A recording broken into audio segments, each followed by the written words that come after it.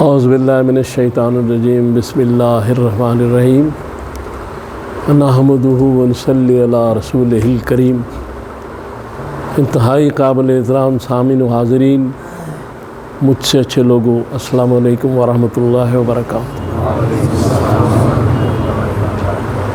درود شریف پڑھ لیں۔ اللہم صلی علی محمد۔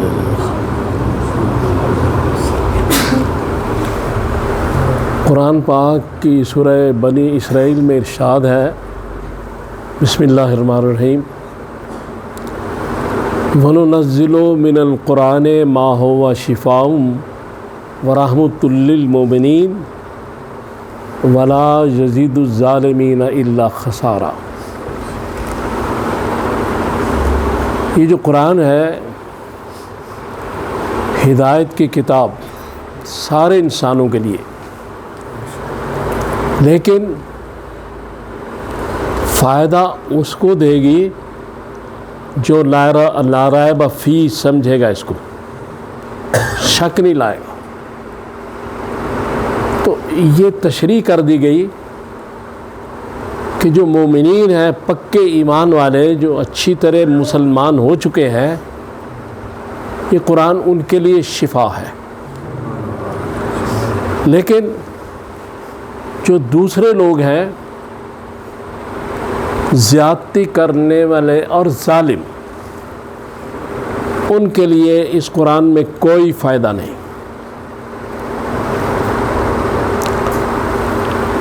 اب یہ واضح طور پہ ایک پیغام قرآن نے دے دیا کہ قرآن کو پڑھیں، ہم مسلمان ہیں، پڑھنا چاہیے، لیکن جو شخص قرآن پڑھ کے ظلم کرتا ہے، زیادتی کرتا ہے، قرآن کے فیوز و برکات اس تک نہیں پہنچتے۔ یہ ایک واضح پیغام ہے اس میں۔ اور چونکہ اللہ تبارک تعالیٰ کسی پر زیادتی نہیں کرتے، رحیم ہیں، کریم ہیں، رحمان ہیں، خالق کائنات ہیں، مخلوق پر کسی پر زیادتی نہیں کرتے، نہ ظلم کرتے ہیں، نہ اس کو پسند کرتے، چونکہ ان کے عدل کے خلاف ہے۔ وہ اس چیز پر قادر ہوتے ہوئے بھی یہ نہیں کریں گے۔ اس لیے یہ ارشاد اس لیے فرمایا گیا کہ آپ جو مومنین ہو، جو اسلام میں داخل ہو چکے ہو، جو مسلمان ہو چکے ہو، آپ اس بات کا خاص خیال رکھنا کہ کسی پر ظلم نہ کرنا، کسی پر زیادتی نہ کرنا، ورنہ یہ ایمان قرآن کوئی چیز آپ کو فائدہ نہیں دے گی۔ چونکہ میں اپنی مخلوق پر ایسا نہیں کرتا جہاں پہ میں قادر ہوں اس پہ، تو تم تو بے بس محتاج ہو، پھر بھی جو میری ہوئی طاقت سے ان پر اس قسم کی زیادتی اور ظلم نہ کرنا۔ یہ واضح پیغام قرآن نے دیا ہے۔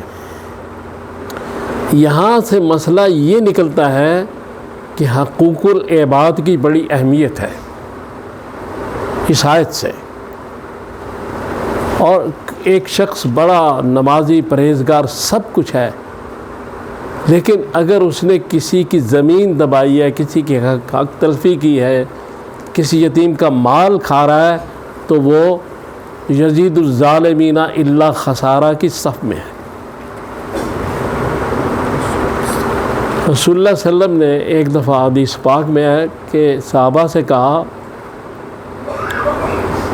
کہ آپ کو پتہ ہے کہ حقیقی مفلس کون ہے؟ مفلس کون ہے؟ آپ نے پوچھا مفلس کون ہے؟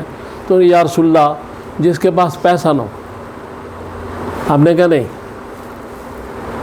حقیقی مفلس وہ ہے کہ جو قیامت والے دن وہاں پیش ہوگا، اس کی بڑی نمازیں ہوں گی، اس کے بڑے حج عمرے ہوں گے، اس نے زکوٰۃ دی ہوگی، بے شمار نیکیاں اس کے پاس ہوں گی، لیکن دوسری طرف سے اس نے لوگوں کی حق تلفی کی ہوگی، حقوق دبائے ہوں گے، کسی کا مال کھایا ہوگا، کسی کی دل آزاری کی ہوگی۔ لہذا اللہ تبارک تعالیٰ فرمائیں گے کہ یہ جو لوگ حقدار ہیں، اب یہاں وہاں تو کرنسی یہ نہیں چلے گی، پیسہ وغیرہ، لہذا اس کی جو نمازیں، اس کے روزے، اس کے سارے جو ہیں وہ ان کے کھاتے میں ڈالتے جاؤ جب تک ان کے حقوق پورے نہیں ہوتے، کھاتے میں ڈال دی جائیں گی، پھر بھی ان لوگوں کے حقوق رہ جائیں گے تو کہا جائے گا کہ اب ان لوگوں کے گناہ اس کے کھاتے میں ڈالو۔ استغفر اللہ۔ اب یعنی اس سے آپ اندازہ لگائیں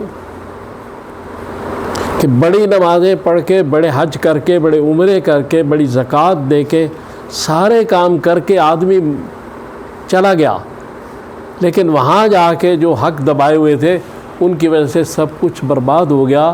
تو رسول اللہ صلی اللہ علیہ وسلم نے فرمایا کہ اصل مفلس وہ ہے،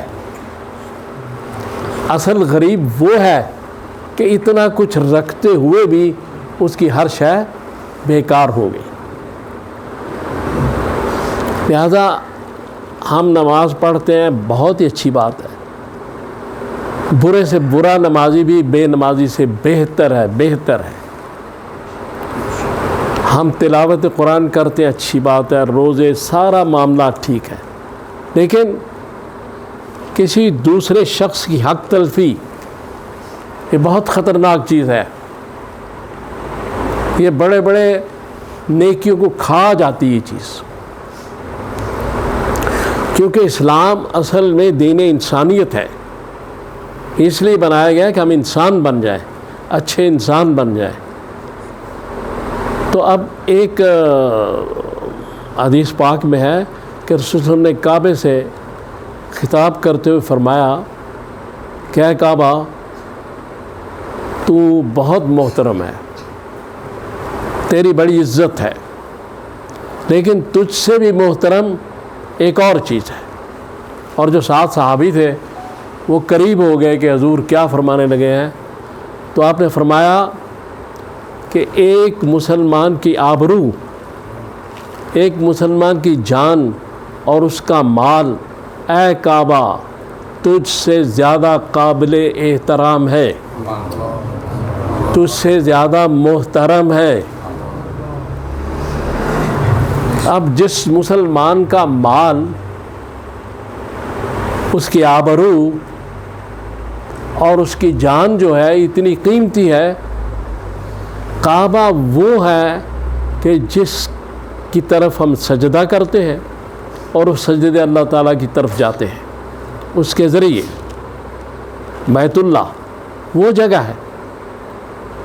تو سجدے کرنے والے جس کو سجدہ کر رہے ہیں کعبے کو، اس سے بھی ایک مسلمان کی آبرو اور اوپر ہے۔ اس سے ظاہر ہوتا ہے کہ اللہ تعالیٰ آپ سے، ہم سے کتنا پیار کرتا ہے، کتنی محبت کرتا ہے۔ اور مسلمان پھر اگر ایک مسلمان جیسا بھی ہے، اس کا کریکٹر خراب ہے، کچھ ہے، دوسرا مسلمان نیک بھی ہے، تو اگر اس نے اس کو قتل کر دیا، اگر اس نے مال کا کھا لیا اس کا، اگر اس نے اس کی آبرو پہ حملہ کر دیا، وہ برا ہے، یہ اچھا ہے، لیکن اللہ کی نظر میں بازی الٹ جائے گی۔ اس لیے حقوق العباد مین چیز ہے اسلام میں، دین میں۔ رسول اللہ صلی اللہ علیہ وسلم نے جب ہجرت فرمائی تو آپ نے بڑے محبوب ہستی حضرت علی کرم اللہ وجہ کو اپنے بستر پر سلایا، اور کس لیے سلایا؟ کہ میرے پاس کافروں کی بھی امانتیں ہیں، دوسرے لوگوں کی بھی امانتیں ہیں، تو میں یہ تمہارے حوالے کر رہا ہوں۔ چونکہ رسول اللہ صلی اللہ علیہ وسلم امین تو سمجھتے تھے، تو تم یہ دے کے پھر آ جانا امانتیں۔ دیکھیں، کیونکہ یہ چیزیں بتائی گئیں کہ یہ جو حقوق العباد ہیں یہ بہت اہم ہے۔ تو اشرف الرسول محمد رسول صلی اللہ علیہ وسلم کتنا خیال کر رہے ہیں کہ اپنے عزیز بھائی کی جان کو خطرے میں ڈال کر وہ امانتیں ان کے سپرد کر رہے ہیں۔ آج ہم ان چیزوں کا کتنا خیال کرتے ہیں، ان کی طرف ہمیں کتنا دھیان ہے، اس پر دھیان دینے کی سخت ضرورت ہے۔ چونکہ اصل بات یہ ہے کہ ایک دن اس کے سامنے پیش ہونا ہے، اور اصل بات یہ ہے، یہ ہمارا ایمان ہے، یہ ہمارا دین ہے، اور یہ جب تک ہمارے اندر مضبوط نہیں ہوگا اس وقت تک ہم کامل مسلمان نہیں ہو سکتے، کہ ہم نے پیش ہونا ہے ایک دن اور حساب دینا ہے۔